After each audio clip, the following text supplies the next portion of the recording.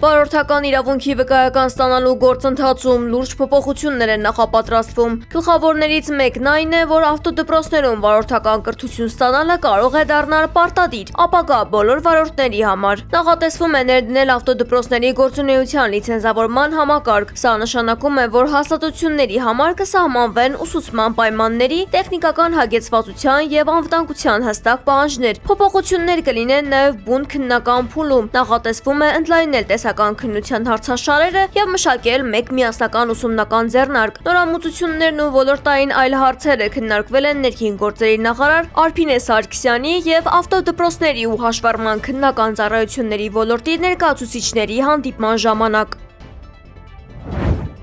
Հայաստանը պետք է ընդօրինակի եվրոպական պետական ինստիտուտների մոդելները, սակայն զերծ մնա Եվրամիության քաղաքական կառույցի մեջ մտնելուց եւ տարածաշրջանային բախումներից։ Խորհրդարանից ասել է Ուժեղ Հայաստան խմբակցության ղեկավար Նարեկ Կարապետյանը, որպես արտաքին քաղաքականության եւ տնտեսության ճիշտ զարգացման օրինակ, նա մատնանշել է Նորվեգիայի, Շվեյցարիայի եւ Մեծ Բրիտանիայի փորձը։ Այս երկրները, Շվեյցարիան, Նորվեգիան, իրենց օրինակներով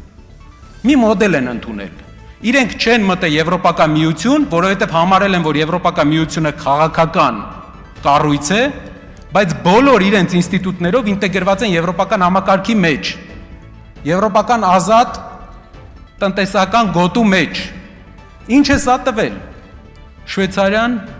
զերծ է մնում յուրաքանչյուր քաղաքական բախումներից, բոլոր բախումներից։ Նորվեգիան գտնվելով Արկտիկայի մոտ զերծ է մնում հակադրություններից։ Միացյալ Թագավորությունը այլ ճանապարհ է ընտրել։ Ինչն է Հայաստանի ճանապարհը։ Մենք տեսնում ենք, որ հայկական բոլոր ինստիտուտները մեր երկրի մենք պետքա տեղայնացնենք եվրոպական մոդելներով։ Մեծ մասը բաներ կա, մենք համաձայն չենք այդ մոդելների հետ։ Որպես պահպանողական ուժ,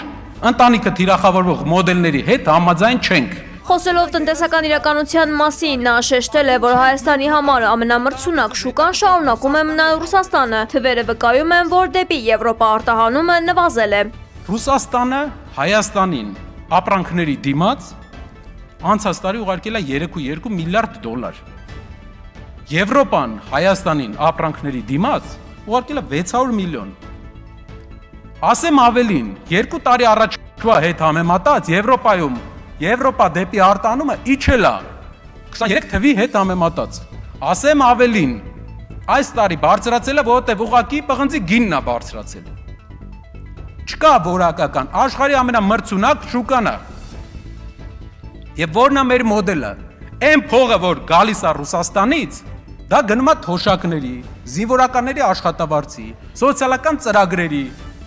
Մենք չենք ուզում էդի գործունենք, մենք մի բան էլ ենք ֆիքսում այս պրոցեսի ընթացքում, կարևոր, որ Ռոբերտ Քոչարյանը չէր, պարոն Քոչարյանը չէր մեր թեկնածուն, ինչպես ձեր ամբողջ հմեկով, ամբողջ մեդիա համակարգ ուզում էր ասեր։ Եվ դրա համար դուք քաղաքական պատասխանատվության եք ենթարկվելու, որ մոլորեցնում եք մեր հանրությանը, ամիսներով ասելով, որ Ուժեղ Հայաստանի թեկնածուն Սամվել Կարապետյանը չի, դուք մեդիայով եւ անգամ թեզ էիք մտածել, ով էր մտածել, ով էր ձեր խորհրդատուն այդ թեզի, պատերազմի կուսակցություն։ Այո, իսկ գիտեք ով է պատերազմի կուսակցությունը։ Վերջի 8 տարվա ընթացքում 3 պատերազմ բերած կուսակցությունը, Եռապատերազմի կուսակցությունը ԿՊՆ-ը, Եռապատերազմի կուսակցությունը եւ 2.5 տրիլիոն դրամ պարտքի կուսակցությունը։ Խորհրդարանի ինտիմատիր խմբակցությունների ղեկավարներն Նարեկ Կարապետյանն ու Աննա Գրիգորյանը մերժել են Աննա Հակոբյանի հետ հանդիպման առաջարկը։ Ոչ։ Ինչ ցանկություն խմբակցությունը չունի։ Շնորհակալ եմ։ Երեք Փաշինյանի տիկինը տեսանյութ էր հրապարակել, որ ցանկանում է հանդիպել ԱԺ դիմադիր խմբակցությունների ղեկավարների եւ կին պատգամավորների հետ ընտանեկան բռնության թեման քննարկելու եւ օրենսդրական փոփոխություններ կատարելու համար։ Ազգային ժողովում թեժ բանավեճ է տեղի ունեցել Արայիկ Հարությունյանի եւ Եվրոպական ինտեգրման հանձնաժողովի նախագահի թեկնածու Ուժեղ Հայաստան խմբակցության պատգամավոր Արեգա Հովսեփյանի միջև։ Ինչպես եք դուք վերաբերում 2022 թվականի հոկտեմբերի 6-ի Պրահայի հայտարարությանը։ Ես ճանաչում եմ իմ հայրենիքը, ես ճանաչում եմ այնտեղ, որտեղ ես ծնվել եմ, ես ճանաչում եմ այն ծննդավայրը, որտեղ որ ես մեծացել եմ, որտեղ որ ես ամուսնացել եմ, որտեղ որ գտնվում են իմ ապուպապերի, իմ հոր գերեզմանը, ես ճանաչում եմ դա, ճանաչում եմ ու երբեք չեմ մոռանալու, ինչպես որ չեն մոռանալու 120,000-ը, ավելին, ինչպես որ չեն մոռանալու շատ հայեր։ Այնպես որ ես միշտ հարց է առաջանում ինձ մոտ, ինչ է զգում հայը, երբ որ նման հարցադրում է անում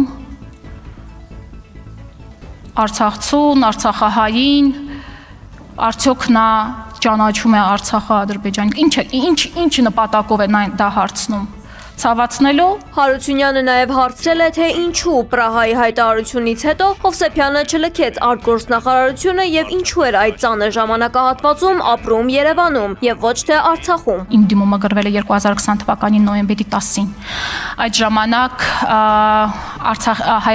Հայաստանի արտաքին քաղաքական գերատեսչության կողմից նաև իմ համոզմունքներով որոշեցի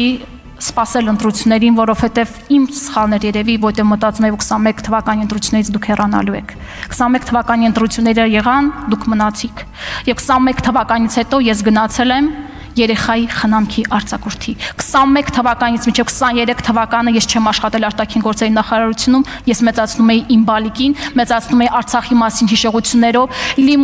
դիմումս գրել եմ 2023 թվականին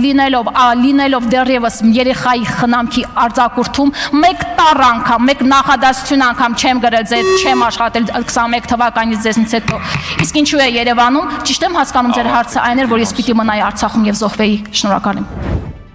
Ընդդիմադիր նախկին պատգամավոր Արեգնազ Մանուկյանին դստեր ծննդյան օրը թույլատրել են տեսակցել 13-ամյա աղջկան, հայտնել է Մանուկյանի փաստաբանը։ Դատարանը նախկինում արգելել էր Մանուկյանին շփվել երեխայի հետ։ Նա ձերբակալվել էր հուլիսի 9-ին, ինչից հետո դատարանը նրան կալանավորելու որոշում է կայացրել։ Մանուկյանին մեղադրանքի առաջադրվել պետական գաղտնիք պարունակող տեղեկություններ հրապարակելու հոդվածով։ ԵՊՀ պատմության ֆակուլտետի հայոց պատմության ամբիոնի վարիչ Էդիկ Մինասյանը օգտագործելով իր պաշտոնեական լիազորությունները կաշառք է ստացել։ Մինասյանը դիգիրեր չէ, հետո համասարի դասախոս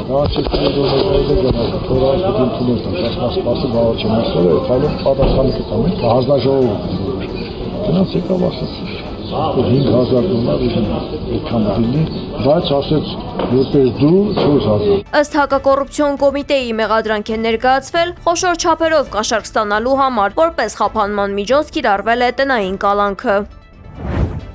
Արարատի մարզում 18-ամյա աղջկան փախցրած 30-ամյա տղան ձերբակալվել է։ Ոստիկանությունից հայտնել են, որ օգոստոսի 16-ին առավոտյան ժամը 10-ի սահմաններում Վերին Դվին գյուղի բնակիչ 4 երիտասարդ Աբուլ Ֆարաջի փողոցում գետին են գցել 39-ամյա կնոջը եւ առևանգել 18-ամյա աղջկան։